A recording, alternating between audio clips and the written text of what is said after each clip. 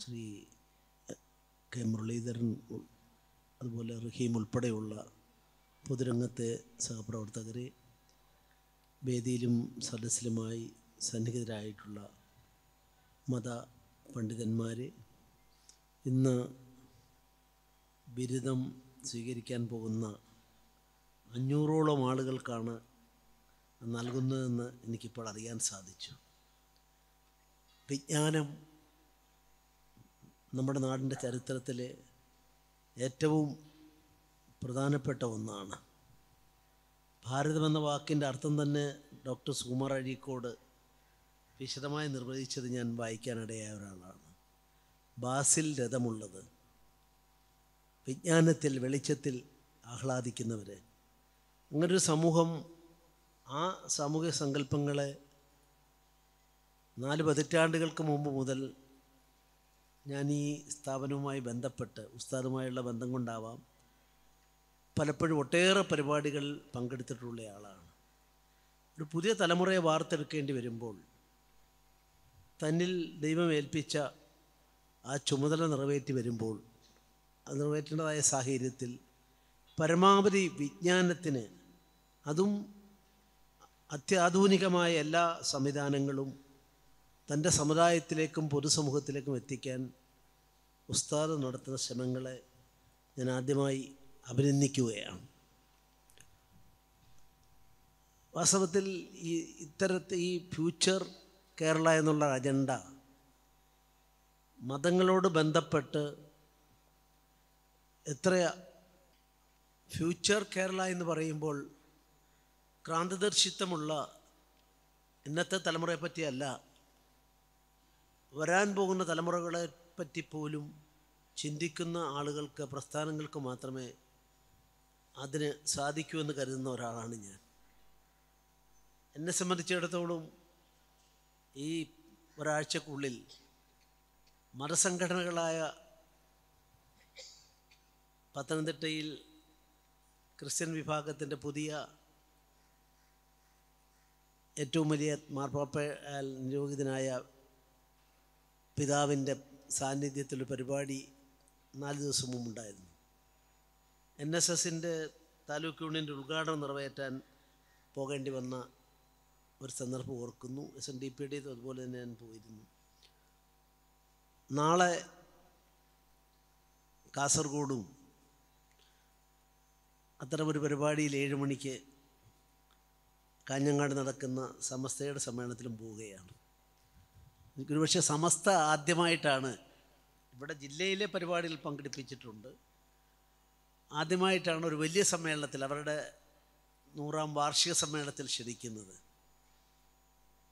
എന്നോട് സംസാരിച്ച ആളോട് ഞാൻ പറഞ്ഞത് എന്താ ഒരു വല്ല മാറ്റം ഉണ്ടോ അഭിപ്രായത്തിൽ.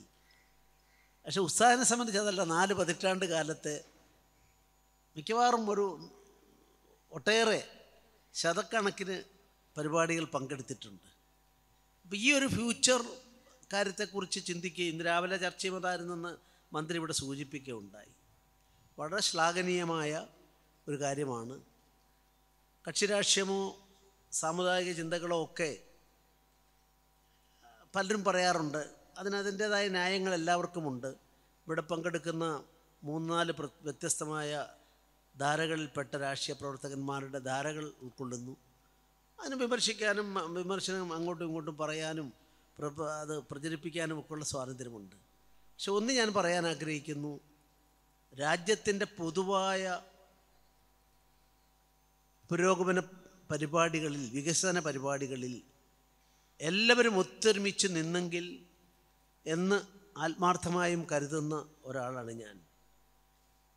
കേരളത്തിൽ അത് വേണ്ടത്ര ഉണ്ടോ എന്ന കാര്യത്തിൽ എൻ്റേതായ സംശയവും ഞാൻ പ്രകടിപ്പിക്കുകയാണ്. എ പാർട്ടി ഒരു നല്ല കാര്യം ചെയ്താൽ ബി പാർട്ടി അത് സമ്മതിക്കുമോ? ബി പാർട്ടി ഒരു നല്ല കാര്യം ചെയ്താൽ സി പാർട്ടി അംഗീകരിക്കുമോ? ഇതൊക്കെ ജനാധിപത്യത്തിൻ്റെ അനിവാര്യതയിൽ സംഭവിക്കുന്നതാണെങ്കിലും ജനാധിപത്യത്തിൽ ഒരിക്കലും ശത്രുവായ ഒരാളെ കരുതാൻ പാടില്ല. നമ്മുടെ ഭരണഘടന അനുസരിച്ച് ആരാണ് പരമാധികാരി എന്ന് വെച്ചാൽ ദൈവമാണ് പരമാധികാരി എന്ന് വിശ്വസിക്കുന്ന ആളുകളാണ് എൻ്റെ മുമ്പിലുള്ളത്. അല്ലാതുള്ള പരമാധികാരത്തെ സംബന്ധിച്ചിടത്തോളം ജനങ്ങളാണെന്നാണ് ഭരണഘടനയുടെ കൽപ്പനയായി ഒരു വിദ്യാർത്ഥിയായി എനിക്ക് മനസ്സിലാക്കാൻ സാധിച്ചിട്ടുള്ളത്. അങ്ങനെ നോക്കുമ്പോഴാണ് ഇന്ത്യയിൽ 50% വോട്ട് കിട്ടി അധികാരത്തിൽ വന്ന ഒരു ഭരണ സംവിധാനവും നമ്മുടെ രാജ്യത്തുണ്ടായിട്ടില്ല. 49% വരെ കിട്ടിയിട്ടുണ്ട്. അപ്പോൾ എല്ലാവരെയും ഉൾക്കൊള്ളണം, എതിർഭാഗത്ത് നിൽക്കുന്നവരെയും മാനിച്ചുകൊണ്ട് പോകണം. ഞാനിത് ബഹുമാനപ്പെട്ട മുരളീധരനോട് പറയുന്നു, ഇപ്പോഴത്തെ ഒരു വിവാദങ്ങൾക്കോ ചർച്ചകൾക്കോ വേണ്ടി പറയുന്നതല്ല. സ്നേഹബന്ധമാണ്. കാരണം 4 പതിറ്റാണ്ടുകൾക്ക് മുമ്പ് ഉസ്താദ് ബന്ധം, എൻ്റെ ഇപ്പോൾ ഒരു 50 കൊല്ലത്തെ പുസ്തകം എഴുതാൻ എനിക്ക് വലിയ പരസ്യീകരണം നൽകി. ആ മീറ്റിങ്ങിൽ ഉസ്താദ് പങ്കെടുത്തു. ഞാൻ മനസ്സിലാക്കി ആ ഉസ്താദ് അത് ഇങ്ങനെ എൻ്റെ പൊളിറ്റിക്കൽ ലേബൽ ഉള്ളത് കൊണ്ട് പങ്കെടുക്കുന്നത് ശരിയാണെന്ന് പറഞ്ഞപ്പം അദ്ദേഹം മംഗലാപുരത്ത് ഉദ്ഘാടനം ചെയ്യേണ്ടിയിരുന്ന മതത്തിൻ്റെ നിങ്ങളുടെ സമുദായത്തിൻ്റെ ഏറ്റവും വലിയ സമ്മേളനം ക്യാൻസൽ ചെയ്തുകൊണ്ട് ശ്രീധരൻപിള്ളയുടേതാണ് പോകുമെന്ന് പറഞ്ഞ് ഇവിടെ വന്നത് ഞാൻ ഓർക്കുകയാണ്. ഇതെല്ലാം ഒരു ഹൃദയബന്ധമാണ്. ഇതെല്ലാം സ്നേഹത്തിൻ്റെ കൊടുക്കവാങ്ങലാണ്. ആ നിലയ്ക്കാണ് ഞാൻ ഈ സമ്മേളനത്തിൽ പങ്കെടുത്തുകൊണ്ട് നിങ്ങളെ ഇത്തരത്തിൽ മുന്നോട്ടുള്ള സമൂഹത്തിൻ്റെ പ്രയാണത്തിന് പ്രേരകശക്തിയാകാൻ ദൈവം നമുക്ക് തന്ന കഴിവുകളെ അതിനുവേണ്ടി ഉപയോഗിക്കാൻ, അങ്ങനെ ഉപയോഗിക്കുക വഴി നമ്മുടെ രാജ്യത്തെ ഔന്നത്യങ്ങളിലേക്ക് എത്തിക്കാൻ സാധിക്കുന്ന ഒരു സംവിധാനമുണ്ടാകണം. ഇതൊരു കാര്യമാണ്. അതിൽ അങ്ങോട്ടും ഇങ്ങോട്ടും മന്ത്രി പറഞ്ഞത് ഞാൻ കേട്ടു, നല്ല കാര്യങ്ങളെല്ലാം ഞാൻ അനുകൂലിക്കുന്നു.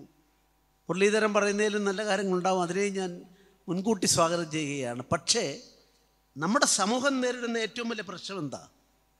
പ്രശ്നം പുതിയ തലമുറയെ സംബന്ധിച്ചിടത്തോളം കേരളത്തിന് ഇന്നുണ്ടാകുന്ന ആപത്കരമായ ഒട്ടേറെ സ്ഥിതിവിശേഷങ്ങളുണ്ട്. അവയെ നമ്മുടെ കുടുംബത്തിൻ്റെ ചട്ടക്കൂട്ടിൽ നിന്നുകൊണ്ട്, നമ്മുടെ വിശ്വാസത്തിൻ്റെ ചട്ടക്കൂട്ടിൽ നിന്നുകൊണ്ട് നിയന്ത്രിക്കാൻ സാധിക്കുമെങ്കിൽ അത് അവരിലേക്ക് സന്നിവേശിപ്പിച്ച് അവരെ മോൾഡ് ചെയ്യുമ്പോൾ ധർമ്മത്തിൻ്റെയും നീതിയുടെയും പരസ്പരമുള്ള അന്യോന്യ സ്നേഹത്തിൻ്റെയും ഒരു പന്ഥാവിലൂടെ കൊണ്ടെത്തിക്കാൻ സാധിക്കുന്നില്ലെങ്കിൽ നമ്മൾ എത്ര ഭൗതികമായ പുരോഗതി നേടിയാലും അതൊന്നും ഗുണകരമാകുമോ എന്ന് സംശയിക്കുകയാണ്. നമ്മുടെ ഇന്ത്യ രാജ്യത്ത് ക്രൈം റേറ്റ് ഏറ്റവും കൂടുന്നത് കേരളത്തിലാണ്. അതിന് ഒരു ഭരിക്കുന്ന പാർട്ടിയോ പ്രതിപക്ഷ പാർട്ടിയോ അല്ല ഇന്നലെ ഭരിച്ചവരോ നാളെ ഭരിക്കേണ്ടവരോ അന്യോന്യം രാഷ്ട്രീയ പാർട്ടികൾക്ക് സാധിക്കുന്നതാണോ? അത് പകർന്നു കൊടുക്കാൻ നമ്മുടെ വ്യത്യസ്തമായ വിശ്വാസങ്ങൾക്ക് സാധിക്കേണ്ടതല്ലേ? ആളുകൾ പോകുന്നതിനെക്കുറിച്ച് മന്ത്രി ഇവിടെ സൂചിപ്പിച്ചു. അന്യരാജ്യങ്ങളിൽ, പ്രത്യേകിച്ച് അമേരിക്ക, കാനഡ, UK തുടങ്ങിയുള്ള രാജ്യങ്ങളിലേക്ക് അങ്ങോട്ട് ആളുകൾ പോകുമ്പോൾ അവർക്ക് എല്ലാ സൗകര്യങ്ങളും കിട്ടുന്നു. പഠിക്കാൻ ഇപ്പോൾ കാനഡയിൽ പോകുന്ന കുട്ടികൾക്ക് അവർ സ്വീകരിച്ചു കഴിഞ്ഞാൽ, അംഗീകരിച്ചു കഴിഞ്ഞാൽ ഒരു പണവും ചിലവാക്കേണ്ടതില്ല. ഉന്നതമായ വിദ്യാഭ്യാസവും സാങ്കേതിക വിദ്യകളും എല്ലാം നേടാൻ സാധിക്കും. അവിടെ തന്നെ ജോലി കിട്ടുന്ന സാഹചര്യമുണ്ട്. ആ ജോലി കിട്ടുന്ന സാഹചര്യത്തിൽ ഉണ്ടാക്കുന്ന വരുമാനം അവർക്ക് സ്വത്ത് സമ്പാദിക്കാൻ സാധിക്കുക. നമ്മുടെ ഗൾഫ് കൺട്രീസിൽ പരിമിതികളുണ്ട്, മറ്റ് സ്ഥലങ്ങളിൽ അതിനും സാധിക്കും. അപ്പോൾ സ്വാഭാവികമായിട്ടും കേരളത്തിൽ നിന്നും ഞാൻ പത്തനംതിട്ടയിൽ പരിപാടിക്ക് വേണ്ടി പോയപ്പോൾ, കോഴഞ്ചേരിയിലെ പരിപാടിക്ക് പോയപ്പോൾ ഞാൻ ഇങ്ങനെ അവിടെയുള്ള ആളുകളോട് സംസാരിച്ചു വ്യക്തിപരമായിട്ട്. മിക്ക വീടുകളും പൂട്ടിക്കിടക്കുകയാണ്. അപ്പനും അമ്മയും, അവരുടെ ഭാഷയിൽ പറഞ്ഞാൽ അപ്പനും അമ്മയും വേണ്ടത്ര അവർ പണം അയച്ചു കൊടുക്കും, എല്ലാമുണ്ട്. പക്ഷെ സ്നേഹം തരേണ്ടവർ അവിടെ, സ്നേഹം കിട്ടേണ്ടവർ ഇവിടെ. ഈ നിലയ്ക്ക് വരുമ്പോൾ അത് ഒരു പൂർണ്ണതയിലെത്തുന്ന മനുഷ്യ ജീവിതമായി നമുക്കതിനെ കാണാൻ സാധിക്കുമോ? ഇല്ലെങ്കിൽ എന്തുകൊണ്ട് എന്ന് ചിന്തിക്കേണ്ടിയിരിക്കുന്നു. അത് ക്രിസ്ത്യൻ മത മേലധ്യക്ഷന്മാരോടും ഹൈന്ദവ സന്യാസി സമൂഹത്തോടും നമ്മുടെ മുസ്ലിം സഹോദരി സഹോദരന്മാരോടുമെല്ലാം ഇത്തരം വലിയ മഹാപ്രസ്ഥാനങ്ങളോട് പറയാൻ ഞാൻ ആഗ്രഹിക്കുന്നു. അവിടെയാണ് കാന്തപുരം ഉസ്താദിൻ്റെ പ്രത്യേകത എന്ന് എൻ്റെ അഭിപ്രായം, എനിക്ക് ബോധ്യപ്പെട്ടത് ഞാൻ പറയാൻ ആഗ്രഹിക്കുകയാണ്. 2000 ഇന്ത്യയുടെ പ്രധാനമന്ത്രി കേരളത്തിലേക്ക് വന്നു. അദ്ദേഹം കോട്ടയത്ത് 4 ദിവസം വാജ്പേയി, അന്ന് അവിടെയാണ് ന്യൂ ഇയറിനോട് ബന്ധപ്പെട്ട് റെസ്റ്റ് എടുത്ത സന്ദർഭം. ഞാനാണ് വിളിച്ചത്, പലരെയും വിളിച്ചു. ഇല്ല, പോകില്ല. ഉസ്താദ് എന്നോട് ഞാൻ വിളിച്ചപ്പോൾ പറഞ്ഞു, ഒരു ആയത്ത് അദ്ദേഹം അത് പറഞ്ഞിട്ട് പറഞ്ഞു, ഭരണാധിപനോട് നമ്മൾ ബന്ധപ്പെടാതിരിക്കരുത്, മാറി നിൽക്കണമെന്നുള്ളത് ശരിയല്ല എന്നുള്ള വാദഗതി എന്നെ അദ്ദേഹം അന്ന് ഓർമ്മിപ്പിച്ചതും അദ്ദേഹം അന്ന് ആ പരിപാടിയിൽ പങ്കെടുത്ത ഏക മുസ്ലിം നേതാവാണ് എന്ന് ഞാനിവിടെ പറയാൻ ആഗ്രഹിക്കുകയാണ്. അപ്പോൾ വിദ്വേഷത്തിൻ്റെ കനൽ വീതികൾ അത് വാരി വിതറുന്നത് തലമുറകളിലേക്ക് എങ്ങനെ എത്തുമെന്നൊക്കെ എല്ലാവരും ചിന്തിക്കേണ്ടതാണ് എന്നുള്ളത് മാത്രമാണ്. അതിന് നിങ്ങൾക്ക് മുൻവിധിയാൽ നയിക്കപ്പെടുന്ന ഒരു വേദിയിലാണ്, ഇവിടെ മുമ്പിലാണ് ഞാൻ നിൽക്കുന്നത്. പഠിക്കുക, കാര്യങ്ങൾ മനസ്സിലാക്കുക. അണികളെ ആവേശം കൊള്ളിക്കാൻ എളുപ്പമാണ്, കയ്യടി കിട്ടാൻ എളുപ്പമാണ്.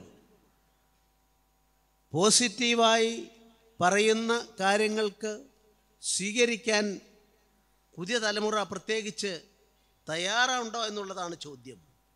വർത്തമാന പത്രങ്ങൾ വായിക്കുന്ന എത്ര ആളുകളുണ്ട് പുതിയ തലമുറയിൽ? ഞാൻ സിറാജ് ഉൾപ്പെടെ എല്ലാ പത്രങ്ങളും വായിക്കുന്ന ആളായിരുന്നു. ഗവർണറായി പോയ ശേഷം എനിക്ക് കഴിഞ്ഞിട്ടില്ല. സിറാജിൽ ഇവിടെ അവതരിപ്പിച്ച ആളോട് ഞാൻ ചോദിക്കുന്നു, മാനനഷ്ടത്തിൻ്റെ കാര്യങ്ങളെക്കുറിച്ച് ക്ലാസ് എടുക്കാൻ എന്നെ കൂട്ടിക്കൊണ്ടുപോയി അവർക്ക് ക്ലാസ് എടുത്ത ഒരു കാലഘട്ടം ഞാൻ ഓർക്കുകയാണ്. അപ്പോൾ ഇതൊക്കെ ഒരുതരം സ്നേഹത്തിൻ്റെ അടിസ്ഥാനത്തിലുള്ള കൊടുക്ക വാങ്ങലാണ്. ആ കൊടുക്ക വാങ്ങൽ ശക്തിപ്പെടണം എന്നുള്ളതാണ് എൻ്റെ അഭിപ്രായം. നാളെ വലിയൊരു പരിപാടിക്ക് വേണ്ടി ആദ്യമായി അവർ വിളിച്ചപ്പോഴും ഞാൻ എൻ്റെ അസൗകര്യങ്ങളെല്ലാം പറഞ്ഞ് ഒഴിഞ്ഞു മാറാൻ ശ്രമിച്ചെങ്കിലും പിന്നെ ഞാൻ ആലോചിച്ചു, ഇങ്ങനെയുള്ള വേദികളിൽ ചെല്ലുമ്പോൾ അതെല്ലാം പല അഭിപ്രായ വ്യത്യാസങ്ങളുണ്ടെങ്കിലും നമ്മുടെ വഴിത്താരയിൽ അന്യോന്യം ഒരു പക്ഷേ നമുക്ക് ഒരേ കേന്ദ്രത്തിലേക്ക് എത്തിപ്പെടാനായിരിക്കില്ല യാത്ര കൊണ്ട് ലക്ഷ്യമാകുന്നു. മതത്തിൻ്റെ അടിസ്ഥാനത്തിൽ വ്യത്യസ്ത വിശ്വാസങ്ങളാണ്, ആ വിശ്വാസങ്ങൾക്കുള്ള സ്വാതന്ത്ര്യമുണ്ട്. പക്ഷെ അവിടെ നിന്നുകൊണ്ട് സലാം പറയാനും ഒക്കെ നമുക്ക് സാധിക്കേണ്ടതല്ലേ? അങ്ങനെയുള്ള ബന്ധം വേണ്ടേ? അവിടെയാണ് കാന്തപുരം ഉസ്താദിൻ്റെ സവിശേഷത എന്നുള്ള വസ്തുത ഞാൻ ഈ വേദിയിൽ തുറന്നു പറയാൻ ആഗ്രഹിക്കുന്നു. അതുകൊണ്ട് തന്നെയാണ് ഞാൻ ഇതിൻ്റെ വിശദാംശങ്ങളിലേക്ക് പോകുന്നില്ല.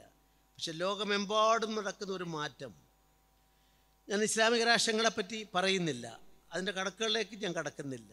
രാഷ്ട്രീയ വിദ്യാർത്ഥിയായി ഞാൻ പറയാൻ ആഗ്രഹിക്കുന്നു, അമേരിക്ക ഏറ്റവും ഒടുവിലത്തെ സെൻസസ് നിങ്ങൾ നോക്കിക്കോളൂ.